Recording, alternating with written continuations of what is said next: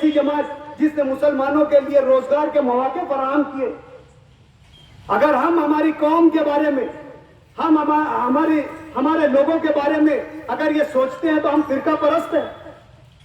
और हमारी इस सोच पर और हमारे इस रवैये पर और हमारे इस नजरिए पर अगर आप हमें फिरका परस्त समझते हैं, अगर आप हमें फिरका परस्त कहते हैं, अगर आप हम फिरका परस्त होने का तंज करते हैं, तो हम आपके ऐसे सेकुलर होने से ऐसे फिरका परस्त होना बेहतर है। हम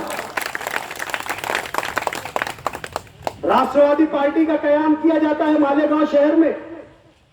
वो राष्ट्रवादी पार्टी जिसके हाथ बॉम्बे फसादात में मुसलमानों से रंगे हुए, वो राष्ट्रवादी पार्टी जिसके खून मौलाना जियाउद्दीन बुखारी के खून से रंगे हुए हैं, वो राष्ट्रवादी पार्टी जिसके खून ख्वाजा यूनुस के खून, जिसके हाथ ख्वाजा यूनुस के खून से रंगे हुए हैं, या वो राष्ट्रवादी पार्टी जिसके हाथ मालेगांव के बेकसूर मुसलमानों के खून से रंगे हुए हैं, या वो राष्ट्रवादी पार्टी सेकुलर है जिसके खून भिवंडी के मासूम मुसलमानों के खून से रंगे हुए हैं।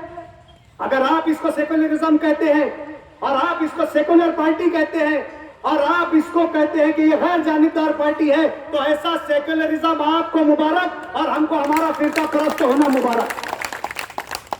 हम नहीं यकीन करते तुम्हारे सेकुलरिज्म पर, हमें नहीं यकीन है तुम्हारे सेकुलर पार्टी पर, जिन्होंने सिर्फ मुसलमानों के लिए अपनी आंखें बंद रखी। इनकी हुकूमतों में जो इनकी पुलिस हुआ करती थी, इनकी पुलिस की आंखें, इनकी पुलिस की गोलियों की आंखें हुआ करती थी। इनकी पुलिस की गोलियां सिर्फ मुसलमानों को पहचानती थी। इनके वजीर दाखिला ये कहते थे कि मुसलमान फिरका परस्त है, इन्हें अगर ये पत्थर मारते हैं तो इन्हें गोली ही मिलेगी। इस तरीके के जवाब देने वाली राष्ट्रवादी पार्टी आज आपके बीच में आकर ये कहती है कि हम सेकुलर हैं, हम आपको आपके हुकूक देंगे।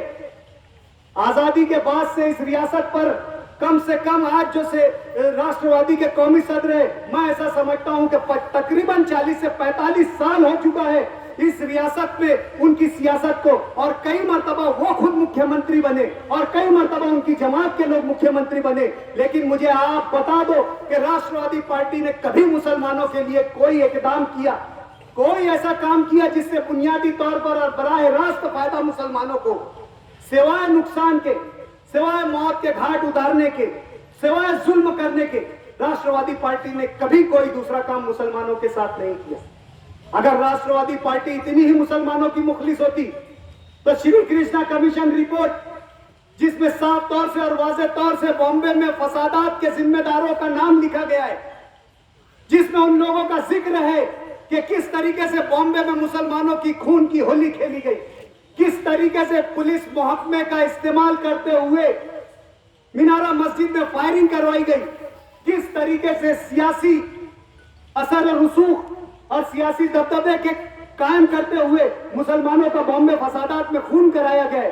अगर इतनी ही मुसलमानों की ये पार्टी लॉयलिस्ट है, ईमानदार है, मुसलमानों के हुकूक का इन्हें इतना ही ख्याल है, तो सिर्फ और सिर्फ मैं राष्ट्रवादी के जिम्मेदार, मुकामी जिम्मेदार से ये बात कहता हूं कि छोड़िए आपके 15 नुकाती प्रोग्राम, छोड़िए हमारे शहर की तरक्की, छोड़िए मुसलमानों को दीगर फैसिलिटीज मिलने की बातें। सिर्फ एक बात हमारा मुतालबा आपसे ये, आप यहां पर जिस तरीके से राष्ट्रवादी की जिस वकालत कर रहे हो, जिस तरीके से राष्ट्रवादी को यहां पर मुसलमानों का हमनवा बनाकर पेश कर रहे हो, मेरा सिर्फ आपसे एक ही मांग है कि मालेगांव शहर का मुसलमान, यहां पर बैठा हुआ हर आदमी आपसे सिर्फ एक मुतालबा करता है कि आप श्री कृष्णा कमीशन के रिपोर्ट को लागू करवा दीजिए।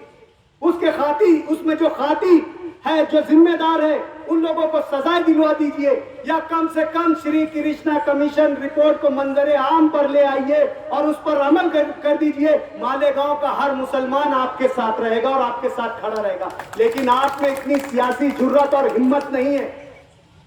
आपने एक ढोंग किया 15 नुकाती प्रोग्राम का आड़ लेकर, क्या हुआ वो 15 नुकाती प्रोग्राम का? क्या आपके पास जवाब है? क्या तहरीरी तौर पर आपको दिया गया?